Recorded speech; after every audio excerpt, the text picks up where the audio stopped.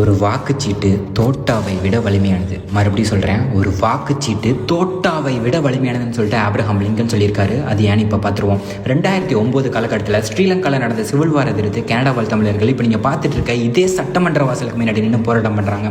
அந்த போராட்டத்தில் தானும் ஒருவனாக கலந்துக்கிட்ட ஒரு 19 வயது இளைஞன் இன்னைக்கு இங்கே கனடாவில் இதே சட்டமன்றத்தில் வள்ளுவ பெரும்பாட்டனோட தமிழ் மறையான திருக்குறளை வச்சு பதவியேற்பு உறுதிமொழி எடுத்து அமைச்சராக இருக்காரு. தமிழீழத்தில் பிறந்து வெறும் 14 வயசுல கனடாக்கு வந்து coffee shops, petrol bunk, dish washing சொல்லிட்டு பார்ட் டைம் பார்த்து எந்த ஒரு அரசியல் பின்புலமும் இல்லாம பல கஷ்டங்களை தாண்டி இன்னைக்கு இந்த லெஜிஸ்லேட்டிவ் அசம்பிளியில் ஒரு தமிழனோட குரல் ஒரு 2018, 22, 25 சொல்லிட்டு கன்சிக்யூட்டிவா போட்டி போட்ட 3 டைமே வெற்றி வின் பண்ணதோட இல்லாம இவரோட முயற்சினால தான் இங்க கிரேட்டர் டொரண்டோ ஏரியால கடந்த 200 வருஷத்துக்கு அப்புறம் ஒரு மெடிக்கல் காலேஜ் இன்னைக்கு நம்ம தமிழர்கள் அதிகமாக வசிக்கக்கூடிய ஸ்கார்ப்ரோ பகுதியில் அமைக்கப்பட்டிருக்கு. அன்னைக்கு அத்தனை பேரோட தன் தாய்நாட்டை விட்டு சொந்தங்களை இழந்து வார நிறுத்த சொல்லி போராடியும் எதுவுமே பண்ண முடியாம ஹெல்ப்லெஸ்ஸா நின்றுட்டு இருந்த தமிழர்கள் இன்னைக்கு இவரோட முயற்சியால கனடா சட்டமன்றத்தில் தமிழ் ஜீனோசைட் எஜுகேஷன் வீக்னு சொல்லிட்டு ஒரு பில்லை பாஸ் பண்ணி ஒவ்வொரு வருஷமும் மே மாசத்துல இருந்து ஆன்டாரியோ மாநிலத்தில் இருக்க ஸ்கூல், காலேஜஸ் சொல்லிட்டு தமிழர்களை தாண்டி இங்க இருக்கிற ஒவ்வொரு கனடியன்ஸ்க்கும் நம்ம தமிழர்களுக்கு நடந்த அநீதியை பத்தி எஜுகேட் பண்ண இது ஒரு சான்ஸ் அமைஞ்சிருக்கு. இப்ப புரியுதா வாக்குச்சீட்டு ஏன் தோட்டாவை விட வலிமையானதுன்னு? அரசியல்ல நம்ம தலையிடணும், எல்லாம் கடைசி வரை நம்ம வாழ்க்கையில அரசியல் தான் தலையிடணுன்றதுக்கு விஜய் தனி ஆச்சலம் ஒரு ஆக சிறந்த உதாரணம்.